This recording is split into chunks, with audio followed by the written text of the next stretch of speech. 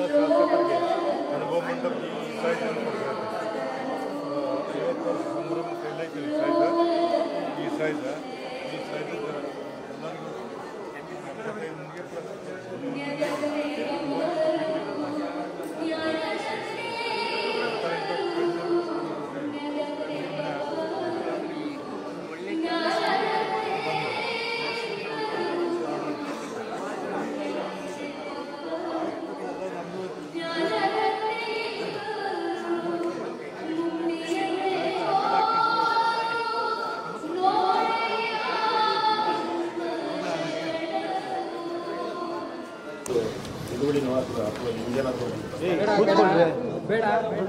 ನಡೆ ಕೂತ್ಕೊಳ್ಳಿ. ನಾನು ಇಷ್ಟು ಇರ್ತೇನೆ, ನೀವೇನು ಚಿಂತೆ ಮಾಡಿ. ಸರ್ ಸರ್ ಮೇಲೆ ಬಂದ್ಬಿಡಿ ಸರ್. ಸ್ವಲ್ಪ ಮೇಲೆ ಬಂದರೆ ಚೆನ್ನಾಗಿರುತ್ತೆ ಸರ್. ಕ್ಯಾಮ್ರಾ ಇಟ್ಬಿಡಿ ಯಾರು ಗಾಡಿ ಸರ್ ಹಾಕಿ ಸರ್. ಸರ್ ಕೆಳಗಿಂದ ಹಾಕ್ಬೇಕು ಸರ್. ಸರ್ ಕೆಳಗಿಂದ ಸರ್ ಮುಖ ಅಡ್ಡ ಆಗುತ್ತೆ ಸರ್. ಹಿಂಗೆ ಹಾಕಿ ಸರ್. ಹಾಂ ಸರ್ ಒಂದು ನಿಮಿಷ.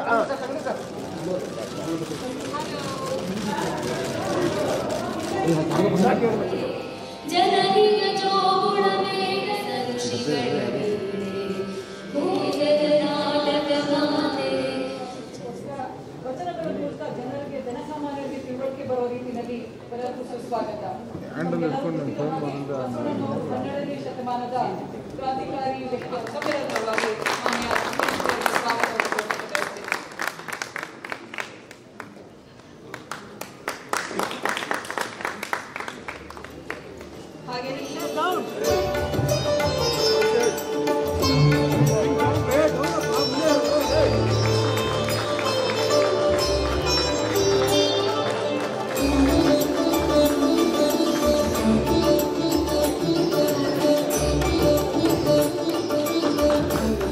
ಆಮೇಲೆ ತೆಗೆದು ಪ್ರಾಸ್ ತೆಗೆದು ಸೈಡ್ ನೋಡೋ.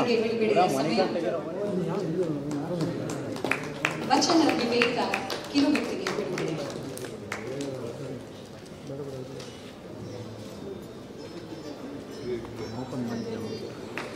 ಚಪ್ಪಾಳೆ ಬರಲಿ.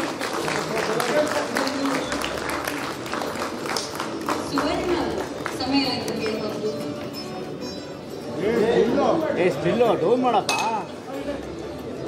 ಬೈಲಲ್ಲಿ ಬಸವ ಜಯಂತಿಯನ್ನು ಆಚರಿಸ ಆ ಸಂದರ್ಭದಲ್ಲಿ ನಾನು ಒಂದು ವಚನವನ್ನ ಉಲ್ಲೇಖಿಸಿ, ಅದು ಎನ್ನ ಹೆಂಡತಿ ಹಾಲು ಕಾಯಿಸುವಾಗ ಹಾಲಿನ ಕುಡಿಕೆಯಲ್ಲಿ ಹಾವು ಬಿದ್ದು ಸತ್ತಿತ್ತು. ಎನ್ನ ಹೆಂಡತಿ ಹಾಲು ಕಾಯಿಸುವಾಗ ಹಾಲಿನ ಕುಡಿಕೆಯಲ್ಲಿ ಹಾವು ಬಿದ್ದು ಸತ್ತಿತ್ತು. ಮಡದಿಯನ್ನು ಬಿಡುವಂತಿಲ್ಲ, ಹಾಲನ್ನು ಕುಡಿಯುವಂತಿಲ್ಲ, ಕುಡಿಕೆಯನ್ನು ಒಡೆಯುವಂತಿಲ್ಲ. ಇದಕ್ಕೆ ಯಾವ ಉತ್ತರ?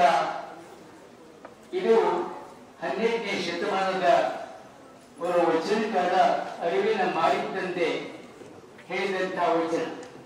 ಬಹುಶಃ ಮಾರಿತಂದೆ ಏನೋ ಅವಸ್ಥೆಯನ್ನ ಅನುಭವಿಸಿದನೋ ಅದೇ ಅವಸ್ಥೆಯನ್ನ ಇಂದಿನ ವ್ಯವಸ್ಥೆಗೆ ನಾವು ಹೋಲಿಸಿದರೆ ಸ್ಪಷ್ಟವಾಗ್ತದೆ.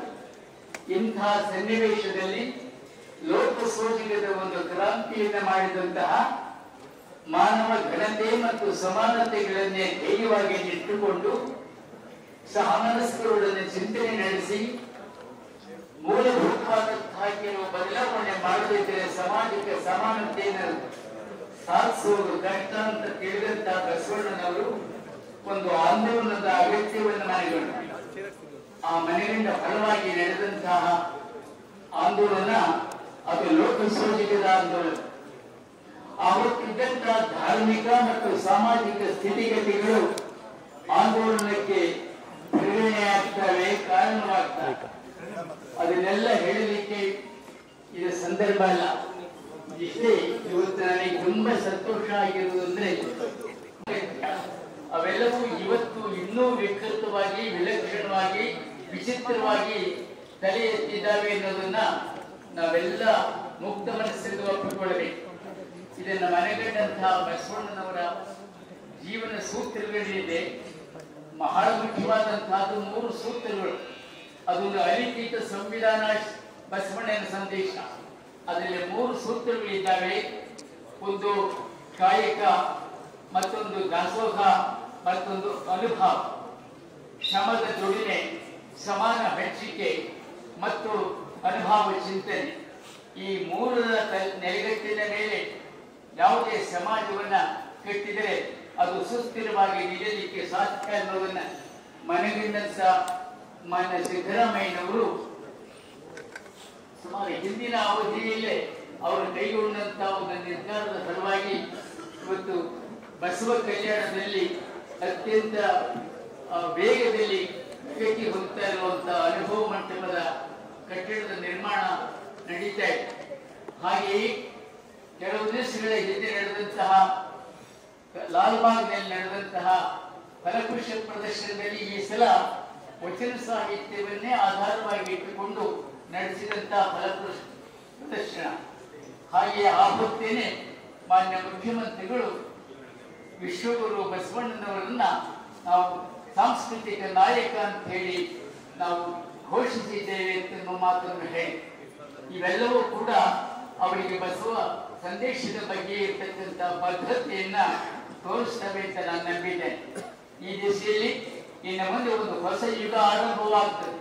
ಹೊಸ ದೃಷ್ಟಿಯಿಂದ ನಾವು ಸಮಾಜ ಪುನರ್ನಿರ್ಮಾಣ ಮಾಡಬೇಕಾದಂತ ಅಗತ್ಯ ಇದೆ.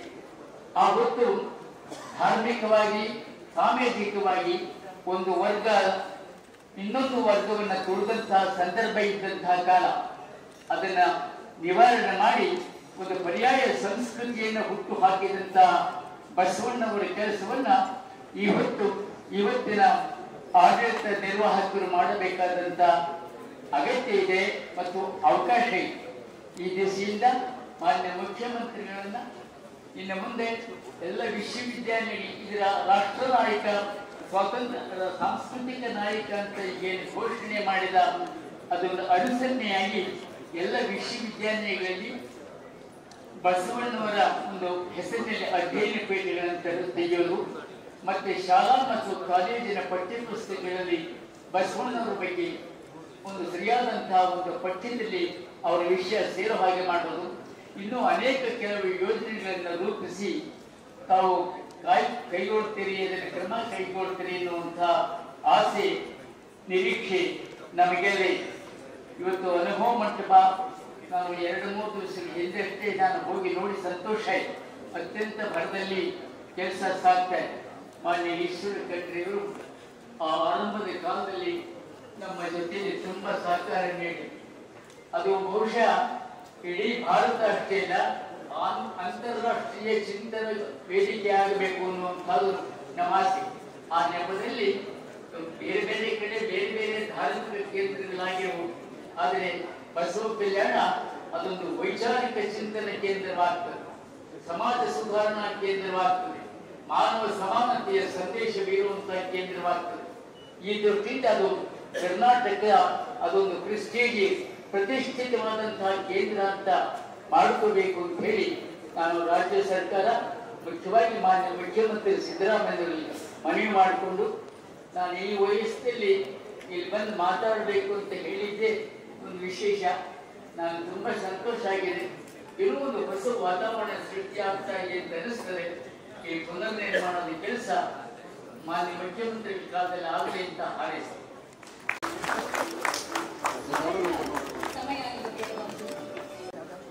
ನಮ್ಮ ಕರ್ನಾಟಕ ಸರ್ಕಾರದ ಮಾನ್ಯ ಮುಖ್ಯಮಂತ್ರಿಗಳಾದಂಥ ಸಿದ್ದರಾಮಯ್ಯವರೇ, ಕನ್ನಡ ಸಂಸ್ಕೃತಿ ಇಲಾಖೆ ಮಂತ್ರಿಗಳಂತ ತಂಗಡಿಯವರೇ, ವೇದಿಕೆ ಮೇಲೆ ಆಗ್ತಿರುವಂತೆಲ್ಲ ಸಚಿವರೇ, ಶಾಸಕ ಮಿತ್ರರೇ, ಬಂಧು ಬಾಂಧವರೇ, ಇವತ್ತು ಗುರೂಜಿ ಅವರೇ, ಇವತ್ತು 97 ವರ್ಷದ ಗುರೂಜಿ ಅವರು ಹೇಳಿದ ನಂತರ ನಾವು ಮಾತಾಡೋದಿಲ್ಲ ಅಂತ ನಾನು ಭಾವಿಸಿದ್ದೀನಿ. ಅವರಲ್ಲಿ ಇಷ್ಟೊಂದು ವಿಚಾರ ಅಂತ ಆಚಾರ್ಯ ಅವರು ಬಸವಣ್ಣವ್ರ ಬಗ್ಗೆ ಹೇಳಿದ್ರು. ನಾನು ಹೆಚ್ಚಿಗೆ ಮಾತನಾಡೋದಿಲ್ಲ. ಕರ್ನಾಟಕದಲ್ಲಿ ಅನೇಕ ಸರ್ಕಾರ ಬಂದು, ಅನೇಕ ಸರ್ಕಾರ ಹೋದ್ರು, ಅನೇಕ ಜನ ಮುಖ್ಯಮಂತ್ರಿ ಬಂದು, ಅನೇಕ ಜನ ಹೋದ್ರು. ಮೊಟ್ಟ ಮೊದಲಿಗೆ ಸಿದ್ದರಾಮಯ್ಯನವರು ಬಸವಣ್ಣವರ ಭಾವಚಿತ್ರವನ್ನು ಎಲ್ಲ ಸರ್ಕಾರಿ ಕಚೇರಿಯಲ್ಲಿ ಹಾಕಬೇಕನ್ನುವಂತ ದಿಟ್ಟವಾದಂತ ನಿರ್ಧಾರವನ್ನು ತಗೊಂಡು ಇಡೀ ದೇಶಕ್ಕೆ ಮಾದರಿಯಾದಂತ ಮುಖ್ಯಮಂತ್ರಿಯಾದರು. ಇವತ್ತ ಸಾಂಸ್ಕೃತಿಕ ರಾಯಭಾರಿ ಅಂತ ಮಾಡಿ ಬಸವಣ್ಣನವರನ್ನ ಸಾಂಸ್ಕೃತಿಕ ನಾಯಕ ಅಂತೇಳಿ ಮಾಡಿ ಇವತ್ತು ಇಡೀ ದೇಶಕ್ಕೆ ಮಾದರಿಯಾದಂತ ಕೆಲಸವನ್ನ ಸಿದ್ದರಾಮಯ್ಯ ಮಾಡಿದ್ದಾರೆ. ಈ ಹಿನ್ನೆಲೆಯಲ್ಲಿ ಇಡೀ ಕರ್ನಾಟಕದ ಎಲ್ಲ ಜನತೆ ಪರವಾಗಿ ಸಿದ್ದರಾಮಯ್ಯ ಅವರನ್ನ ನಾನು ಅಭಿನಂದಿಸುತ್ತೇನೆ. ಹೇಳ್ತೀನಿ, ಏನೇನ್ ಕೇಳ್ತೀರಿ ಈಗ ಕೇಳ್ಬಿಡಿ. ನೀವು ಸಿದ್ದರಾಮಯ್ಯ ಅವ್ರನ್ನ ಬಸವಣ್ಣ ಅವ್ರ ಬಗ್ಗೆ ಏನ್ ಕೇಳಿದ್ರಿ ಎಲ್ಲ ಹೆಸರು ಬಿಡ್ತಾರ ಅವರು. ಅದಕ್ಕೆ ನಾ ಹೇಳಿಷ್ಟ ಬಸವಣ್ಣನವರ ತತ್ವ ಆದರ್ಶವನ್ನ ತಮ್ಮ ಜೀವನದಲ್ಲಿ ಅಳವಡಿಸಿಕೊಳ್ಳುವಂತ ಕೆಲಸವನ್ನ ಸಿದ್ದರಾಮಯ್ಯ ಮೊದಲಿಂದ ಮಾಡ್ಯಾರ, ಈಗೂ ಮಾಡ್ತಾರ. ಇಂಥ ಒಬ್ಬ ಮುಖ್ಯಮಂತ್ರಿ ಇಡೀ ಕರ್ನಾಟಕಕ್ಕೆ ಮಾದರಿಯಾದಂತ ಕೆಲಸವನ್ನು ಮಾಡಿದ್ದಕ್ಕೆ ಕರ್ನಾಟಕ ಜನತೆ ಸಿದ್ದರಾಮಯ್ಯ ಅವರಿಂದ ಬರೆಯಂಗಿಲ್ಲ. ಬಸವಣ್ಣವರ ಅನುಯಾಯಿಗಳು ಸಾವಿರ ಕೋಟಿಗಟ್ಟಲೆ ಜನ ಇದ್ದಾರೆ. ಅವರೆಲ್ಲರ ಮನದಲ್ಲಿ ಸಿದ್ದರಾಮಯ್ಯ ಬೆಳೀತಾರ. ಅದೇ ರೀತಿ ಇವತ್ತು ಬರುವಂತಹ ನಿರ್ಮಾಣಗಳಲ್ಲಿ ಇನ್ನೊಂದು ಹೆಚ್ಚು ವಿಚಾರನ್ನ ಬಸವಣ್ಣನವರ ತತ್ವ ಆದರ್ಶವನ್ನು ಪಾಲಿಸಲಿಕ್ಕೆ ನಮಗೆಲ್ಲರಿಗೂ ಮಾದರಿಯಾದಂತ ಕೆಲಸವನ್ನು ಮಾಡಲಿ. ಮತ್ತು ಗೋರುಚ್ ಅವರು ಹೇಳಿದಂಗೆ ಶಿಕ್ಷಣದಲ್ಲಿ ಯಾವ್ದಾದ್ರು ಪಾಠ ಪ್ರವಚನ ಮಾಡಲಿಕ್ಕೆ ಮುಂದೆ ನಾವೆಲ್ಲ ಕುತ್ಕೊಂಡು ನಾವು ಶಿಕ್ಷಣ ಮಂತ್ರಿ ಕುತ್ಕೊಂಡು ಮಾತಾಡಿ ನಾವು ಹೇಳಿ ತಮ್ಮ ಮಾರ್ಗದರ್ಶನ ಮಾಡೋಣ ಅಂತ ಮಾತು ಹೇಳಿ ಇವತ್ತ ಸರ್ಕಾರಕ್ಕೆ ಮತ್ತೊಂದ್ಸಲ ವಿನಂತಿಸ್ತೀನಿ. ಯಾಕಂದ್ರೆ ನಾವು ಎಲ್ಲೇ ಹೋಗಿ ಬಸವಣ್ಣವ್ರ ಬಗ್ಗೆ ಬೇರೆ ದೇಶದಲ್ಲಿ ಹೋಗೋದು ಕೇಳ್ತಾರೆ. ನಾವು ಅಮೆರಿಕ ಹೋದ್ರೆ ಬಸವಣ್ಣನವ್ರ ವೇದಿಕೆ ಅಂತ ಇತ್ತು. ನಮ್ಮಲ್ಲಿ ಎಲ್ಲ ಇವರು ಜಾತ್ಯಾತೀತವಾದಂತ ನಿರ್ವಹಿಸ್ತಾ ಇದ್ದಂತ ಬಸವಣ್ಣವರನ್ನ ಇವತ್ತ ಇಡೀ ನಮ್ಮ ಕರ್ನಾಟಕದಲ್ಲೆಲ್ಲ ದೇಶದಲ್ಲಿ ಮೊಟ್ಟ ಮೊದಲು ನಾವು ಭಾವಿಸಿದೀನಿ. ಈ ಹಿನ್ನೆಲೆಯಲ್ಲಿ ನಾವು ಎಷ್ಟೇ ಹೇಳಿ ಎಷ್ಟು ಸರಿ ನಾವು ಸಿದ್ದರಾಮಯ್ಯ ಅವ್ರನ್ನ ಹೊಗಳಿದ್ರು ಕಡಿಮೆ ಅಂತ ನನ್ನ ಭಾವನೆ. ಯಾಕಂದ್ರೆ ಇಂಥ ಒಂದು ಉತ್ತಮವಾದಂತ ಜಗತ್ತಿಗೆ ಮಾರ್ಗದರ್ಶನ ಮಾಡಿದಂತ ಅನುಭವ ಮಂಟಪದ ಮೂಲಕ ಇಡೀ ಜಗತ್ತಿಗೆ ಮೊದಲಿಗೆ ಏನಂದ್ರೆ ಈ ಇದನ್ನ ಪ್ರಜಾಪ್ರಭುತ್ವವನ್ನು ತೋರಿಸಿಕೊಟ್ಟಂತವರು ಅಂತವರಿಂದ ಅನುಭವ ಮಂಟಪ ಮಾಡಿರ್ತಾರೆ, ಇಲ್ಲಿ ಕೆಲಸ ಮಾಡ್ತಾರೆ. ಹೀಗಾಗಿ ಇನ್ನಷ್ಟು ಹೆಚ್ಚು ಕೆಲಸ ಆಗಲಿ, ಇಡೀ ನಾಡಿಗೆ ಮಾದರಿಯಾದಂತ ಕೆಲಸ ಆಗಲಿ. ಬರುವಂತ ಹದಿಹರೆಯದ ಮಕ್ಕಳು ಬಸವಣ್ಣ ತತ್ವದ ಆದರ್ಶವನ್ನ ಅಳವಡಿಸಿರುವಂತ ಈ ವಾತಾವರಣ ನಿರ್ಮಾಣ ಮಾಡಿದ್ದಕ್ಕೆ ತಮಗೆ ಮತ್ತೆ ಇದಕ್ಕೆ ಸಂಬಂಧಪಟ್ಟವರು ಎಲ್ಲರಿಗೂ ತಂಗಡಿಗೆ ಹೋಗಿ ಮತ್ತೆಲ್ಲರಿಗೂ ನಾನು ಅಭಿನಂದಿಸಿ ನನ್ನ ಮಾತು ಮುಗಿಸ್ತೀನಿ. ನಮಸ್ಕಾರ. ಸಮಾಜ 12ನೇ ಶತಮಾನದಲ್ಲಿ ಇನ್ನೂ ಅದೇ ದುಶ್ಚರ್ಯೆಯಿದೆ, ಅದನ್ನು ಒಪ್ಕೋಬೇಕಂತ ಹೇಳಿ ಚೆನ್ನಾಗಿ ಹೇಳಿದ್ರು. 12ನೇ ಶತಮಾನದಲ್ಲಿ ಏನು ದುಸ್ಥಿತಿ ಇತ್ತು, ಗೊಂಬಾಚಾರ ಓಡಿದಿತ್ತು. ಈಗ ಬೇರೆ ರೂಪದಲ್ಲಿ ಅದೇ ದುಸ್ಥಿತಿ ಇದೆ, ಅದನ್ನು ಒಪ್ಕೋಬೇಕಾಗಿದೆ ಅಂತ ಹೇಳಿ ಮಹತ್ವವಾದಂಥ ಸಮಾರಂಭದಲ್ಲಿ ಭಾಗವಹಿಸಿರ್ತಕ್ಕಂಥ ಎಲ್ಲ ಸಚಿವ ಮಿತ್ರರೇ, ಶಾಸಕ ಮಿತ್ರರೇ,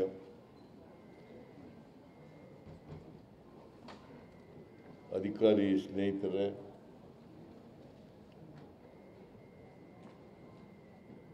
ಗೋರುಚ ಅವರೇ,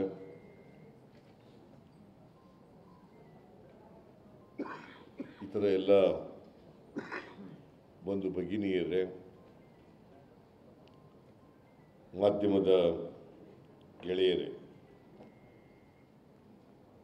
ಅಸೆಂಬ್ಲಿ ಪ್ರಾರಂಭ ಆಗ್ತಾ ಇರೋದ್ರಿಂದ ಎಲ್ಲರೂ ಮಾತಾಡಲಿಕ್ಕೆ ಸಮಯ ಇಲ್ಲ. ಹಾಗಾಗಿ ನಾನೇ ಕೆಲವು ನಿಮಿಷಗಳ ಕಾಲ ಮಾತನಾಡ್ತೇನೆ. ಕರ್ನಾಟಕ ಸರ್ಕಾರ ವಿಶ್ವಗುರು ಬಸವಣ್ಣ ಸಾಂಸ್ಕೃತಿಕ ನಾಯಕ ಅಂತೇಳಿ ತೀರ್ಮಾನ ಮಾಡಿ ಘೋಷಣೆಯನ್ನು ಮಾಡಿದ್ದೇವೆ.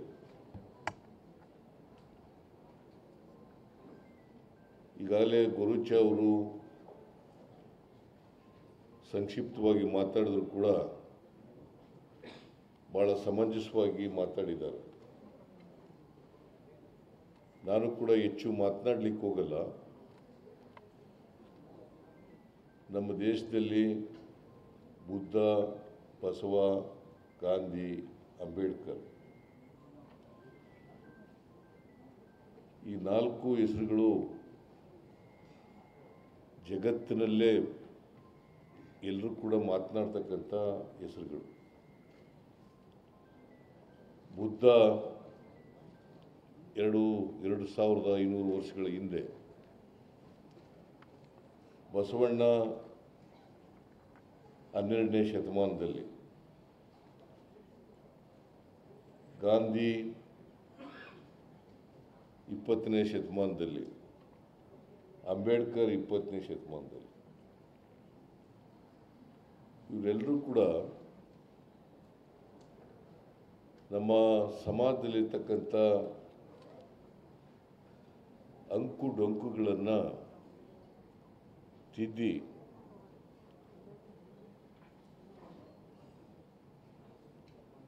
ನಮ್ಮ ಸಾಮಾಜಿಕ ವ್ಯವಸ್ಥೆಗೆ ಒಂದು ಆರೋಗ್ಯಕರವಾದಂಥ ಮನುಷ್ಯತ್ವದಿಂದ ಕೂಡಿರ್ತಕ್ಕಂಥ ಸಮಾಜವನ್ನು ಬಯಸಿದಂಥವ್ರು ಇವರು.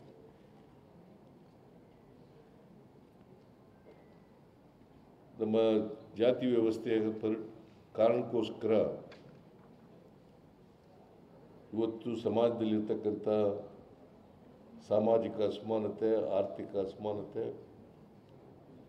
ಮೌಢ್ಯಗಳು, ಕಂದಾಚಾರಗಳು, ಕರ್ಮ ಸಿದ್ಧಾಂತ ಇವೆಲ್ಲವನ್ನು ಕೂಡ ನಾವು ಸಮಾಜದಲ್ಲಿ ನೋಡಿದ್ದೇವೆ, ನೋಡ್ತಾ ಇದ್ದೇವೆ. ಇವುಗಳ ಸಮಾಜದ ಬದಲಾವಣೆಗೋಸ್ಕರ ಅಸಮಾನತೆ ಹೋಗಬೇಕು, ಎಲ್ಲರೂ ಕೂಡ ಮನುಷ್ಯರಾಗಿ ಬಾಳಬೇಕು,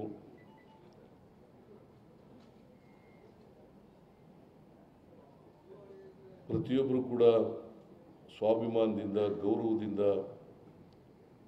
ಪ್ರೀತಿ ವಿಶ್ವಾಸದಿಂದ, ವೈಚಾರಿಕತೆಯಿಂದ ಬದುಕ್ತಕ್ಕಂಥ ವ್ಯವಸ್ಥೆ ನಿರ್ಮಾಣ ಆಗಬೇಕು ಅಂತಕ್ಕಂಥ ಕನಸನ್ನು ಕಂಡು, ಬರೀ ಕನಸನ್ನು ಕಂಡಿರಲಿಲ್ಲ ಇವರು, ಆ ದಿಕ್ಕಿನಲ್ಲಿ ಪ್ರಾಮಾಣಿಕ ಪ್ರಯತ್ನವನ್ನು ಮಾಡಿದ್ರು. ಬಸವಾದಿ ಶರಣರು ನುಡಿದಂತೆ ನಡೆದಂಥವ್ರು, ಏನು ಹೇಳ್ತಾರೆ ಅದರಂತೆ ಮಾಡಿ ತೋರಿಸಿದವರು. ಹಾಗಾಗಿ ಬಸವಣ್ಣನವರು ಈ ಸಮಾಜದಲ್ಲಿ ಜಾತಿ ರಹಿತವಾದಂಥ, ವರ್ಗರಹಿತವಾದಂಥ, ಮೌಢ್ಯಗಳಿಂದ ಕೂಡಿರದೇ ಇರತಕ್ಕಂಥ ಸಮಾಜವನ್ನು ಕಟ್ಟಬೇಕು ಮತ್ತು ಜನಪರವಾದಂಥ ಒಂದು ಸಮಾಜ ಇರಬೇಕು. ಅದಕ್ಕೋಸ್ಕರ ಬಸವಾದಿ ಶರಣರು ಈ ವಚನ ಅಂತಂದರೆ ಮಾತು ಅಂತ ಹೇಳ್ತೀವಿ. ಆಡು ಭಾಷೆ ಇದೆಯಲ್ಲ, ಆಡು ಮಾತುಗಳಿದ್ದಾವಲ್ಲ, ಈ ಆಡು ಮಾತುಗಳಲ್ಲೇ ವಚನವನ್ನು ರಚನೆ ಮಾಡಿದಂಥವು. ಯಾಕಂತಂದರೆ ಜನರಿಗೆ ಗೊತ್ತಿಲ್ಲದೆ ಇರ್ತಕ್ಕಂಥ ಭಾಷೆಯಲ್ಲಿ ಧರ್ಮ ಬೋಧನೆ ಮಾಡ್ತಕ್ಕಂಥದ್ದು, ಮೌಲ್ಯಗಳನ್ನು ಹೇಳ್ತಕ್ಕಂಥದ್ದು ಇವೆಲ್ಲ ನಡೀತಾ ಇತ್ತು. ಅದಕ್ಕೆ ಜನರಿಗೆ ಅರ್ಥ ಆಗ್ತಕ್ಕಂಥ ಜನರ ಭಾಷೆಯಲ್ಲೇ ಸಾಹಿತ್ಯ ರಚನೆ ಮಾಡೋದಂಥದ್ದು ಒಂದು ದೊಡ್ಡ ಕೊಡುಗೆ ಅಂತಕ್ಕಂಥದ್ದನ್ನು ವಚನಕಾರರಿಗೆ ಕೊಡಬೇಕಾಗ್ತದೆ. ಅದನ್ನು ಅವರು ಕನ್ನಡದಲ್ಲಿ ಅದು ಕನ್ನಡ ಭಾಷೆಯಲ್ಲಿ ಈಗ ನನಗೆ ಸಂಸ್ಕೃತ ಗೊತ್ತಾಗಲ್ಲ, ಸಂಸ್ಕೃತ ಭಾಷೆಯಲ್ಲಿ ಜನರಿಗೆ ಗೊತ್ತಾಗಲ್ಲ. ಆದ್ದರಿಂದ ಜನರ ಆಡ್ತಕ್ಕಂಥ ಕನ್ನಡ ಭಾಷೆ ಇದೆಯಲ್ಲ, ಆ ಭಾಷೆಯಲ್ಲೇ ವಚನಗಳನ್ನು ರಚನೆ ಮಾಡಿ ಆ ಮೂಲಕ ಜನರಿಗೆ ಜಾಗೃತಿಯನ್ನು ಮೂಡಿಸ್ತಕ್ಕಂಥ ಕೆಲಸವನ್ನು ಮಾಡಿದೆ. ಕಾಯಕ, ದಾಸೋಹ, ಸಾಮಾಜಿಕ ಮೌಲ್ಯಗಳು, ಕಾಯಕ, ದಾಸೋಹ, ಆರ್ಥಿಕ ಮೌಲ್ಯಗಳು, ಅವುಗಳನ್ನು ಹೇಗೆ ಎಲ್ಲರೂ ಕಾಯಕ ಮಾಡಬೇಕು, ಹೇಗೆ ದಾಸೋಹ ಹಂಚ್ಕೊಳ್ಬೇಕು ಎಲ್ಲರೂ ಅಂತಕ್ಕಂಥದ್ದು. ಅದೇ ಬಸವಣ್ಣವರು ಒಂದು ವಚನ, ಬಸವಣ್ಣವ್ರ ವಚನ ನಾನು ಓದಲಿಕ್ಕೆ ಬಯಸ್ತೇನೆ. ಕಾಗೆ ಒಂದಗುಳ ಕಂಡಡೆ ಕರೆಯದೆ ತನ್ನ ಬಳಗವನ್ನು, ಕಾಗೆ ಒಂದಗುಳ ಕಂಡಿಡೆ ಕರೆಯದೆ ತನ್ನ ಬಳಗವನ್ನು, ಕೋಳಿ ಒಂದು ಕುಟುಕ ಕಂಡುಡೆ ಕೂಗಿ ಕರೆಯದೆ ತನ್ನ ಕುಲವನ್ನೆಲ್ಲವ, ಶಿವಭಕ್ತನಾಗಿ ಭಕ್ತಿ ಪಕ್ಷವಿಲ್ಲದಿದ್ದಡೆ ಕಾಗೆ ಕೋಳಿಗಳಿಗಿಂತ ಕರಕಷ್ಟ ಕೂಡಲ ಸಂಗಮ ದೇವ. ಇದು ಒಂದು ವಚನ, ಬಸವಣ್ಣವರ ವಚನ. ಇದು ಆ ವಚನದಲ್ಲಿ ಎಲ್ಲರೂ ಹಂಚಿ ತಿನ್ನಬೇಕು, ಎಲ್ಲರೂ ಹಂಚಿ ತಿನ್ನಬೇಕು, ಅದು ಕೆಲವೇ ಜನರಲ್ಲಿ ಕ್ರೋಢೀಕರಣ ಆಗಬಾರದು. ಅದಕ್ಕೆ ಅಂಬೇಡ್ಕರ್ ಏನು ಹೇಳ್ತಾರೆ ಅಂತಂದರೆ, ಈ ದೇಶದಲ್ಲಿ ಅಧಿಕಾರ ಮತ್ತು ಸಂಪತ್ತು ಬಲಾಢ್ಯರ ಕೈನಲ್ಲಿ ಇರಬಾರ್ದು, ಕೆಲವೇ ಜನರ ಕೈನಲ್ಲಿ ಇರಬಾರ್ದು. ಅಧಿಕಾರ ಮತ್ತು ಸಂಪತ್ತು ಬಲಾಢ್ಯರ ಕೈನಲ್ಲಿ, ಕೆಲವೇ ಜನರ ಕೈನಲ್ಲಿ ಇರಬಾರ್ದು, ಎಲ್ರಿಗೂ ಹಂಚಿಕೆ ಆಗಬೇಕು. ಅದನ್ನೇ ಸಮಪಾಲು ಸಮಬಾಳು ಅಂತ ಹೇಳ್ತಕ್ಕಂಥದ್ದು. ಸಮಪಾಲು ಸಮಬಾಳು ಅಂತಕ್ಕಂಥ ಅದನ್ನೇ ಕಾಯಕ ಮತ್ತು ದಾಸೋಹ ಇದೆಯಲ್ಲ. ಕಾಯಕ ಅಂದರೆ ಪ್ರೊಡಕ್ಷನ್, ಇಂಗ್ಲೀಷ್ನಲ್ಲಿ ಪ್ರೊಡಕ್ಷನ್ ಅಂತ. ದಾಸೋಹ ಅಂತಂದರೆ ಡಿಸ್ಟ್ರಿಬ್ಯೂಷನ್. ಎಲ್ಲರೂ ಕಾಯಕ ಮಾಡಿ ಉತ್ಪಾದನೆ ಮಾಡಬೇಕು, ಕಾಯಕ ಪ್ರಕ್ರಿಯೆಯಲ್ಲಿ ಎಲ್ಲರೂ ಭಾಗವಹಿಸಬೇಕು. ಯಾರು ಕುಳಿತು ತಿನ್ನಬಾರ್ದು, ಎಲ್ಲರೂ ಕಾಯಕವನ್ನು ಮಾಡಬೇಕು. ಉತ್ಪಾದನೆ ಆದದನ್ನೇ ಎಲ್ಲರೂ ಹಂಚ್ಕೋಬೇಕು. ಭಾಳ ಸರಳವಾಗಿ ಹೇಳಿದಂಥವ್ರು ಅವರು. ಬಸವಾದಿ ಶರಣರು ಕರ್ಮ ಸಿದ್ಧಾಂತವನ್ನು ತಿರಸ್ಕಾರ ಮಾಡಿದರು. ಭಾಳ ಜನ ಏನು ಹೇಳ್ತೀವಿ ನಾವು ತಿಳ್ಕೊಂಡಿದ್ದೀವಿ ಅಂದರೆ ನಾವು ಗಟ್ಟಿ ಮಾಡಿಬಿಟ್ಟಿರೋದು, ಮನೋಹರದ ಮೂಲಕ ಗಟ್ಟಿ ಮಾಡಿಬಿಟ್ಟಿರೋದು ಏನಪ್ಪ ಅಂತಂದರೆ, ನೀನು ಯಾಕೆ ಬಡವನಾಗಿದೆಯಾ, ನೀನು ಯಾಕೆ ಅವಿದ್ಯಾವಂತನಾಗಿದೆಯಾ, ನಿನಗ್ಯಾಕೆ ಉದ್ಯೋಗ ಇಲ್ಲ ಅಂತಂದರೆ, ನಾನು ಹಿಂದಿನ ಜನ್ಮದ ಕರ್ಮ ಮಾಡಿದ್ದೆ, ಆ ಕರ್ಮ ಮಾಡಿದ್ದರಿಂದ ಹಿಂಗಾಗಿ ಈ ಜನ್ಮದಲ್ಲಿ ಹಿಂಗಾಗ್ಬಿಟ್ಟಿದ್ದೀನಿ ಅಂತ ಹೇಳಿ ಇದನ್ನು ಸಂಪೂರ್ಣವಾಗಿ ತಿರಸ್ಕಾರ ಮಾಡಿದೆ. ಯಾವ ಜನ್ಮನೂ ಇಲ್ಲ, ಹಿಂದಿನ ಜನ್ಮನೂ ಇಲ್ಲ, ಮುಂದಿನ ಜನ್ಮನೂ ಇಲ್ಲ. ಹಣೆ ಬರಹ. ಭಾಳ ಜನ ವಿದ್ಯಾವಂತರು ಕೂಡ ನೀ ಯಾಕಪ್ಪ ಹಿಂಗಿದೆಯಾ ಅಂತ, ನಮ್ಮ ಹಣೆ ಬರಹ ಏನು ಮಾಡೋದು. ಇದನ್ನು ಭಾಳ ಹೇಳಿ ಕೂಡ ಎಲ್ಲರೂ ಕೂಡ ಅದನ್ನೇ ಹೇಳೋ ರೀತಿ ಮಾಡಿಬಿಟ್ಟವ್ರೆ ಪಟ್ಟಭದ್ರ ಹಿತಾಸಕ್ತರು. ಯಾಕೆ ಹಣೆ ಬರ, ನಮಗೆ ಹಣೆ ಬರ. ನೀ ಯಾಕೆ ಹಿಂಗೆ ಅವಿದ್ಯಾವಂತನಾಗಿದೆಯಾ, ನಿನಗ್ಯಾಕೆ ಅಂಗಿ ಇಲ್ಲ, ನಿನಗ್ಯಾಕೆ ಬಟ್ಟೆ ಇಲ್ಲ, ನಿನಗ್ಯಾಕೆ ಹಸುವಿನಿಂದ ಇದೆಯಾ, ಹಣೆ ಬರ. ದೇವರು ಬಡವನಾಗಿರು, ಹೊಟ್ಟೆಗಿಲ್ಲದೆ ಇರು ಅಂತ ಬರೀತಾನ? ದೇವ್ರನ್ನ ಕರುಣಾಮಯಿ ಅಂತ ಕರಿತೀವಿ. ಏನಪ್ಪ, ಕೆಲವರು ಮಾತ್ರ ಹೊಟ್ಟೆ ತುಂಬಿಸ್ಕೊಳ್ಳಿ, ಕೆಲವರು ಮಾತ್ರ ಹಸ್ಕೊಂಡಿರಿ ಅಂತ ಬರೀತಾನ ದೇವರು? ಸೊ ಇದನ್ನೆಲ್ಲ ತಿರಸ್ಕಾರ ಮಾಡಿ, ಇವೆಲ್ಲವೂ ಕೂಡ ಸ್ವಾರ್ಥಿಗಳು ಹೇಳಿರ್ತಕ್ಕಂಥ ಮಾತುಗಳು ಇವು. Don't listen to them.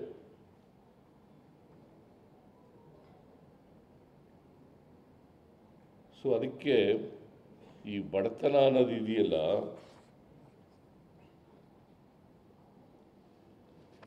ಬಡತನ ಅಂತ ಇದೆಯಲ್ಲ, ಈ ಕಾರಣದಿಂದಲೇ ಬಡತನ ಆಗಿದೆ.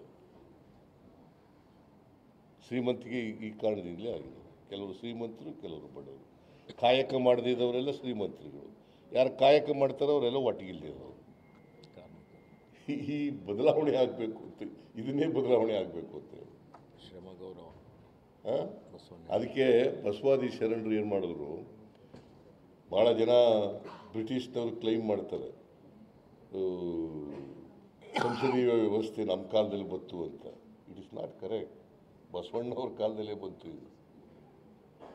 ಅನುಭವ ಮಂಟಪ ಈ ಗುರುಚ ಅವರ ಅಧ್ಯಕ್ಷತೆಯಲ್ಲಿ ಒಂದು ಕಮಿಟಿ ಮಾಡಿದ್ದೀರಿ. ಅವರು ಒಂದು ರಿಪೋರ್ಟ್ ಕೊಟ್ಟರು, ಅಷ್ಟರಲ್ಲಿ ನಮ್ಮ ಸರ್ಕಾರ ಹೋಯಿತು. ಆ ರಿಪೋರ್ಟ್ ಕೊಟ್ಟು ಅಲ್ಲಿ ಪುನರುಜ್ಜೀವನ ಮಾಡಬೇಕು ಅದನ್ನು ಅನುಭವ ಮಂಟಪನ ಅಂತ ಈಗ ಹೇಳಿದ್ರು. ಮೊನ್ನೆ ಹೋಗಿದ್ದೆ, ಭಾಳ ಚೆನ್ನಾಗಿ ನಡೀತಾ ಇದೆ ಅಂತ. ನಾನು ಪ್ರಜಾಧ್ವನಿ ಮಾಡಿದಾಗ ಅಲ್ಲಿಂದಲೇ ಪ್ರಾರಂಭ ಮಾಡಿದೆ. ಅದಾದಮೇಲೆ ಹೋಗೋಕ್ಕಾಗಿಲ್ಲ ನನಗೆ. ಹೋಗ್ತೀನಿ ನಾನೀಗ 26ನೇ ತಾರೀಕು ಅಲ್ಲಿ ಒಂದು ದೊಡ್ಡ ಸಮಾವೇಶ ಇದೆ.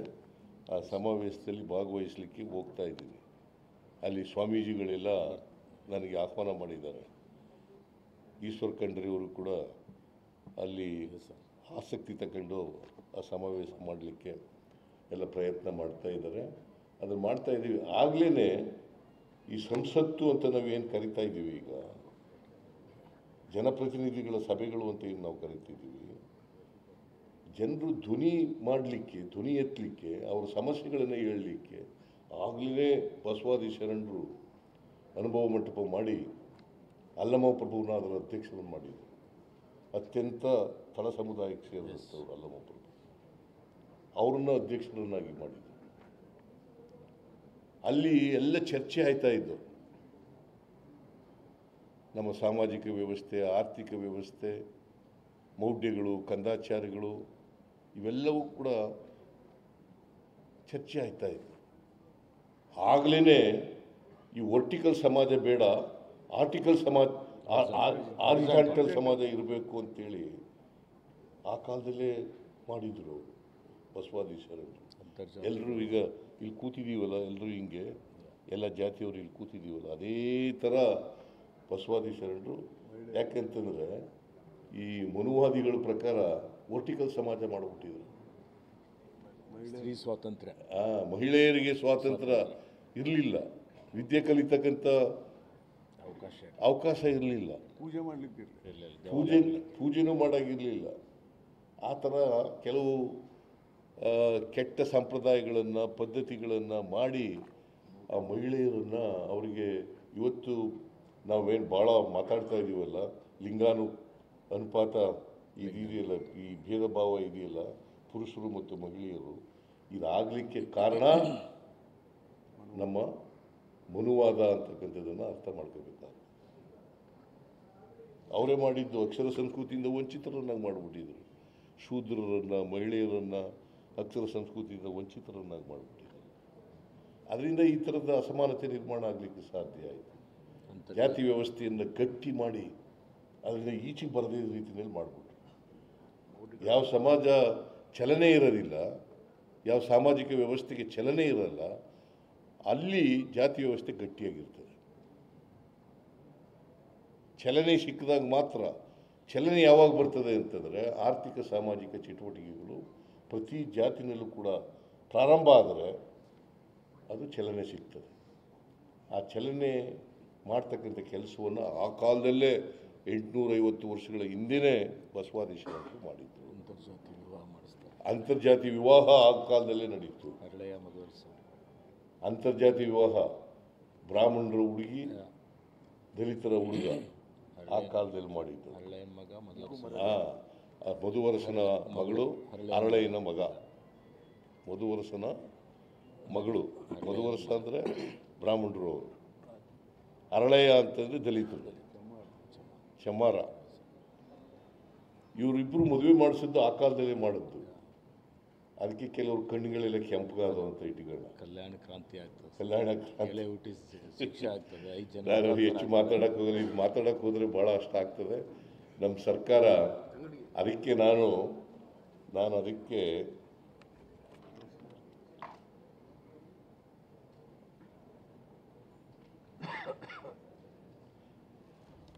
ನಾನು ಹಿಂದೆ ಎಲ್ಲ ಕಚೇರಿಗಳಲ್ಲೂ ಕೂಡ ಭಾವಚಿತ್ರ ಇರಬೇಕು ಬಸವಣ್ಣವ್ರದ್ದು. ಆ ಮೂಲಕ ಎಲ್ರಿಗೂ ಕೂಡ ಜಾಗೃತಿ ಆಗಬೇಕು. ಬಸವಣ್ಣವರು ಹೇಳಿದಂಥ ತತ್ವ ಆದರ್ಶಗಳು ನಮ್ಮ ಜೀವನದಲ್ಲಿ ನಾವು ಅಳವಡಿಸ್ಕೊಳ್ತಕ್ಕಂಥ ಪ್ರಯತ್ನವನ್ನು ಮಾಡಬೇಕು. ಈಗ ಬಸವಣ್ಣವರಿಗೆ, ಬಸವಾದಿ ಶರಣರಿಗೆ ಸಲ್ಲಿಸ್ತಕ್ಕಂಥ ಗೌರವ ಅಂದರೆ ಏನಪ್ಪ ಅಂತಂದರೆ ಅವರ ತತ್ವಾದರ್ಶಗಳಿದ್ದಾವಲ್ಲ, ಅದನ್ನು ನಮ್ಮ ಜೀವನದಲ್ಲಿ ಸ್ವಲ್ಪ ಆದರೂ ಕೂಡ ಅಳವಡಿಸ್ಕೋಬೇಕಲ್ಲ.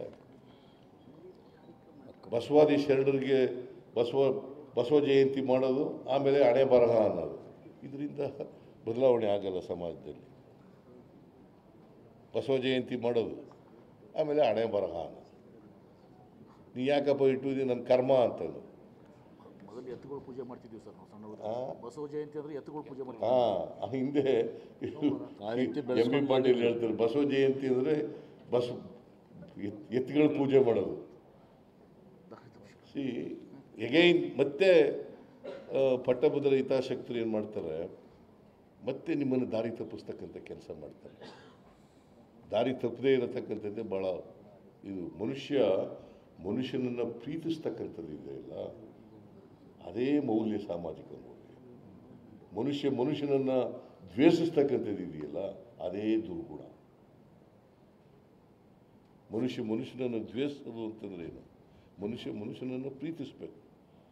ಆಕಸ್ಮಿಕವಾಗಿ ಜಾತಿಗಳಿದ್ದಾವೆ, ಜಾತಿನಲ್ಲಿ ಹುಟ್ಟಿರ್ತೀವಿ ಅಷ್ಟೆ. ನಾನೇನು ಕುರುಬರು ಜಾತಿಲಿ ಹುಟ್ಟಬೇಕು ಅಂತ ಅರ್ಜಿ ಹಾಕೊಂಡಿದ್ನ? ನಾನು ಕುರುಬರಾಗಿ ಹುಟ್ಟುಬಿಟ್ಟಿದ್ದೇನಪ್ಪ, ಜಾತಿ ಇತ್ತು ಹುಟ್ಟುಬಿಟ್ಟಿದ್ದೀನಿ ಕುರುಬರಾಗಿ.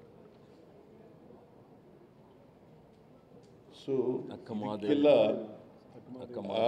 ಇದಕ್ಕೆಲ್ಲ ನಾವು ಅದಕ್ಕೆ ಭಾಳ ಜನ ನನಗೆ ಬಂದು ಮನವಿ ಮಾಡಿದ್ರು. ಏನಪ್ಪ ಅಂತಂದರೆ, ಈಗ ನೀವು ಬಸವಣ್ಣವರ ಅನುಯಾಯಿ ಅಂತೀರಿ, ಈಗ ಬಸವಣ್ಣ ಸಾಂಸ್ಕೃತಿಕ ನಾಯಕ ಅಂತ ಮಾಡಬೇಕು ಅಂತ ಹೇಳಿದ್ರು. ನಾನು ಇದು ಅತ್ಯಂತ ಯೋಗ್ಯವಾದಂಥ ಸಲಹೆ ಅಂತೇಳಿ ವಿಶ್ವಗುರು ಬಸವಣ್ಣ ಸಾಂಸ್ಕೃತಿಕ ನಾಯಕ, ವಿಶ್ವಗುರು ಬಸವಣ್ಣ ಸಾಂಸ್ಕೃತಿಕ ನಾಯಕ. ಎಲ್ಲರನ್ನೂ ವಿಶ್ವಗುರು ಅಂತ ಕರೆಯೋಕ್ಕಾಗಲ್ಲ.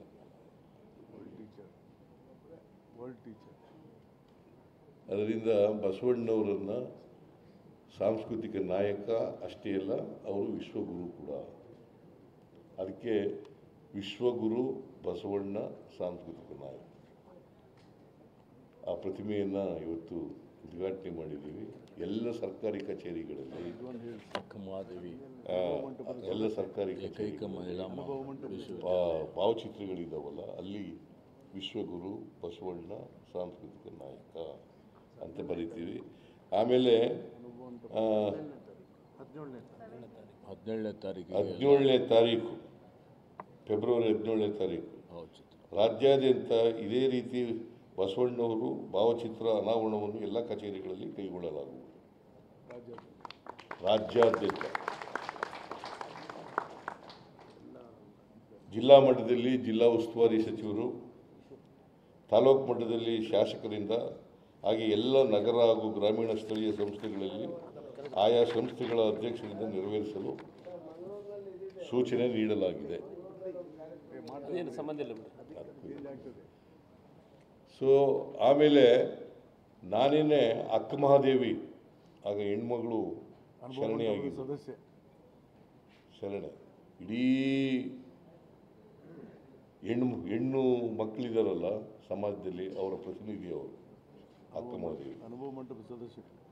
ಅವರ ಅನುಭವ ಮಟ್ಟದಲ್ಲಿ ಕೂಡ ಒಬ್ಬರು ಸದಸ್ಯೆಯಾಗಿದ್ದಂಥ. ಇನ್ನೂ ಅನೇಕ ಜನ ಇದ್ದರು. ಇದರಲ್ಲಿ ಇವರು ಪ್ರಮುಖವಾದವರು ಅಕ್ಕ ಮಹಾದೇವಿ, ಅಲ್ಲಮ ಪ್ರಭು. ಅದಕ್ಕೆ ಮೊನ್ನೆ ಹೋಗಿದ್ದಾಗ, ಶಿವಮೊಗ್ಗಕ್ಕೆ ಹೋಗಿದ್ದಾಗ, ನಾನು ಆ ಜೈಲು ಆವರಣ ಇತ್ತಲ್ಲ, ಹಳೆ ಜೈಲು ಆವರಣ, ಅದಕ್ಕೆ ಅಲ್ಲಮ ಪ್ರಭು ಅಂತ ಹೆಸರಿಟ್ಟಿತ್ತು. ನಮ್ಮ ಮಧು ಬಂಗಾರಪ್ಪನ ಕೂಡ ಅದನ್ನು ಮಾಡಬೇಕು ಸರ್ ಅಂತ ಹೇಳಿದ್ರು. ಅಲ್ಲಮ ಪ್ರಭು. ಅಕ್ಕ ಮಹಾದೇವಿ ಹೆಸರನ್ನ ಬಿಜಾಪುರ ಮಹಿಳಾ ವಿಶ್ವವಿದ್ಯಾಲಯಕ್ಕೆ ಅಕ್ಕ ಮಹಾದೇವಿ ಮಹಿಳಾ ವಿಶ್ವವಿದ್ಯಾನಿಲಯ ಅಂತ ಹೇಳಿ ನಾಮಕರಣ ಮಾಡಿದ್ದು ನಾವೇ. ಆಗ ರಾಯರೆಡ್ಡಿ ಹೈಯರ್ ಎಜುಕೇಷನ್ ಮಿನಿಸ್ಟರ್. ಇವೆಲ್ಲ ಯಾಕೆ ಮಾಡ್ತಾ ಇದ್ದೀವಿ ಅಂತಂದರೆ, ನಮಗೆಲ್ಲ ಏನು ಜನಗಳಿಂದ ಹೊಗಳಿಸ್ಕೊಳ್ಳಿಕ್ಕೋಸ್ಕರ ಅಲ್ಲ, ಸಮಾಜದಲ್ಲಿ ಬದಲಾವಣೆ ತರ್ತಕ್ಕಂಥ ಪ್ರಯತ್ನವನ್ನು ಮಾಡಿದ್ರು. ಆ ಕಾರಣಕ್ಕೋಸ್ಕರ ಇವತ್ತೂ ಕೂಡ ಬಸವಣ್ಣ ಬಸವಾದಿ ಶರಣರಿದ್ದಾರಲ್ಲ, ಅವರ ವಚನಗಳಿದ್ದಾವಲ್ಲ, ಅವತ್ತೂ ಪ್ರಸ್ತುತ, ಇವತ್ತೂ ಪ್ರಸ್ತುತ, ಮುಂದೇನೂ ಕೂಡ ಪ್ರಸ್ತುತ. ಸೊ ಹಾಗಾಗಿ ಇವತ್ತು ನಾವು ಇದೆಲ್ಲ ಮಾಡ್ತಾ ಇದ್ದೀವಿ. ವರ್ಷಾಂಚಾರಿ ಬಸವಣ್ಣನವರ ಸಾಂಸ್ಕೃತಿಕ ಕಾರ್ಯಕ್ರಮ ರೂಪಕಗಳು ಇದು ಮಾಡ್ಕೊಳ್ಳೋಣ ಬಿಡಿ. ಇದೆಲ್ಲ ಹಣ ಕೊಡೋದು ಇವೆಲ್ಲ ನಿರಂತರ ಕಾರ್ಯಕ್ರಮಗಳು, ಅವೆಲ್ಲ ನಿರಂತರ ಕಾರ್ಯಕ್ರಮಕ್ಕೆ ದುಡ್ಡು ಮಾಡೋಣ. ನಮ್ಮದು ಸರ್ಕಾರದ ಬಜೆಟ್ ಸುಮಾರು 4 ಲಕ್ಷ ಕೋಟಿ ಇದೆ. ಅದರಿಂದ 2-3 ಕೋಟಿ ಕೊಡೋದು ದೊಡ್ಡ ಕೆಲಸ ಇದೆ. ನಿರಂತರ ಕಾರ್ಯಕ್ರಮ ಬಸವಣ್ಣವರ ಕಾರ್ಯಕ್ರಮಕ್ಕೆ ಯಾವ ಕಾರಣಕ್ಕೂ ಕೂಡ ಸರ್ಕಾರದಲ್ಲಿ ದುಡ್ಡಿಲ್ಲ ಅಂತ ಹೇಳೋದಿಲ್ಲ. ಸೊ ಇಷ್ಟನ್ನು ಹೇಳಿ ಈ ಬಸವಣ್ಣವರ ಭಾವಚಿತ್ರವನ್ನು ಅತ್ಯಂತ ಸಂತೋಷದಿಂದ ಉದ್ಘಾಟನೆ ಮಾಡಿ, ಮತ್ತು ಏನು ನಾವು ಘೋಷಣೆ ಮಾಡಿದ್ದೀವಿ ವಿಶ್ವಗುರು ಬಸವಣ್ಣ ಸಾಂಸ್ಕೃತಿಕ ನಾಯಕ. ಇದು ಎಲ್ಲ ಸರ್ಕಾರಿ ಇಡೀ ರಾಜ್ಯದ ತುಂಬ ಎಲ್ಲ ಕೂಡ ಇರ್ತದೆ. ಇನ್ನು ಮುಂದೆ ಬಸವಣ್ಣ ಸಾಂಸ್ಕೃತಿಕ ನಾಯಕ. ನಿಮ್ಮೆಲ್ಲರಿಗೂ ನಮಸ್ಕಾರ. Thank you sir. Thank you very much.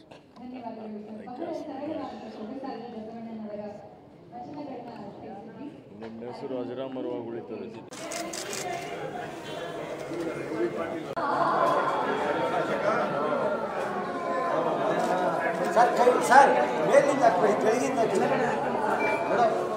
ಗೌರವಿಸುವ ಕಾರ್ಯಕ್ರಮಕ್ಕೆ ತಮ್ಮೆಲ್ಲರಿಗೂ ಆತ್ಮೀಯವಾದ ಸ್ವಾಗತ.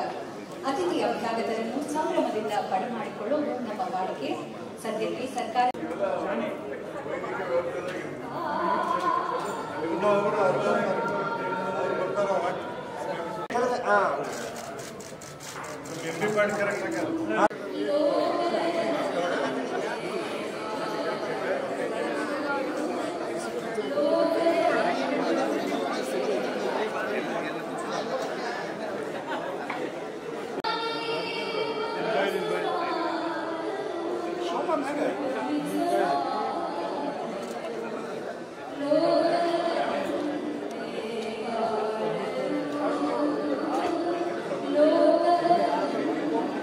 ವಯಸ್ಸಿನಲ್ಲಿ ಬರ್ತಾ ಇದ್ದೀರಲ್ಲ, 26ನೇ ತಾರೀಕಿಗೆ ಸಾಹೇಬ್ದೊಂದು ಅಭಿನಂದನಾ ಸಮಾರಂಭ ಇದೆ ಬಸವ ಕಲ್ಯಾಣದಲ್ಲಿ. ತಾವು ಬರ್ಬೇಕು ಸರ್, ಆಹ್ವಾನ ಮಾಡ್ತೀವಿ. ಬಸವ ಕಲ್ಯಾಣದಲ್ಲಿ 26ನೇ ತಾರೀಕು ಅಲ್ಲಿ ಎಲ್ಲ ಸ್ವಾಮೀಜಿಗಳೆಲ್ಲ ಸೇರಿ ಒಂದು ಅಭಿನಂದನಾ ಸಮಾರಂಭ ಮಾಡ್ತಾ ಇದ್ದಾರೆ. ನೀವು ಅದಕ್ಕೆ ಬರಬೇಕು ಅಂತ ಇದ್ದಾರೆ. ಮೀಟಿಂಗ್ ಇತ್ತು, ಅದೇ ಅದಕ್ಕೆಲ್ಲ ಲಿಟರೇಚರ್ ಎಲ್ಲ ಕೊಟ್ಟು ಬಂದಿದ್ದೀನಿ. ಬಹಳ ಸಂತೋಷ. ಕೆಲಸ